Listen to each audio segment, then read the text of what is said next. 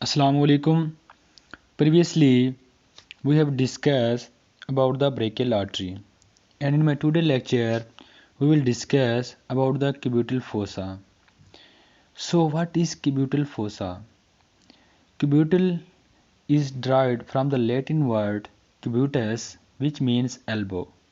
So, this fossa is present on the elbow region.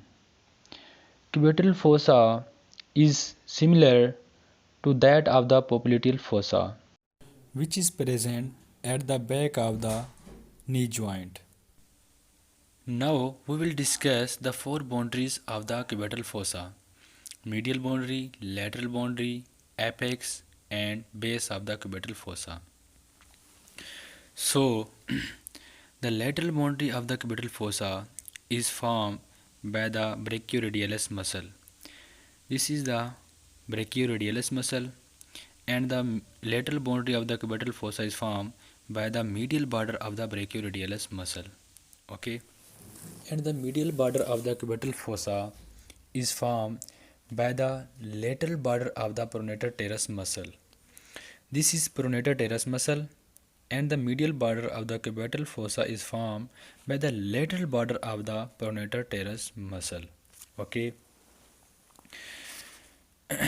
and the base of the cubital fossa is formed by the imaginary line which joins the medial and lateral epicondyle of the humerus.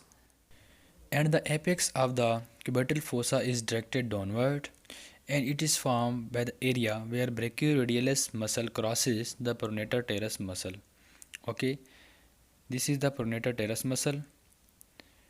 So here the brachioradialis muscle crosses the pronator teres muscle. This is the apex of the cubital fossa.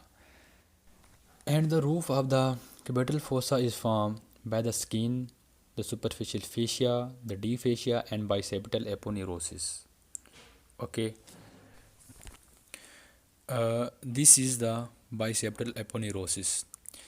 You can see this is the bicipital aponeurosis. And the floor of the cubital fossa is formed by the two muscles, brachialis muscle and supinator muscle, which surrounds the upper part of the radius. Okay, so this is the brachialis muscle, and let me show the supinator muscle which surround the upper part of the radius. Okay, this is the supinator muscle which surrounds the upper part of the radius. So these two muscles form the floor of the cubital fossa. So these are the four boundaries of the cubital fossa. Now we will discuss the contents which are present in the cubital fossa. So this is the medial nerve which passes through the cubital fossa at the elbow region, and the brachial artery terminates in the cubital fossa. This is the brachial artery which terminates into the radial and ulnar arteries in the cubital fossa. So here you can see the brachial artery is divided into two arteries in the region of the cubital fossa, ulnar artery and radial artery. Okay, and the radial nerve enter into the cubital fossa through its lateral border, and it descends downward from the medial side of the lateral epicondyle of the humerus.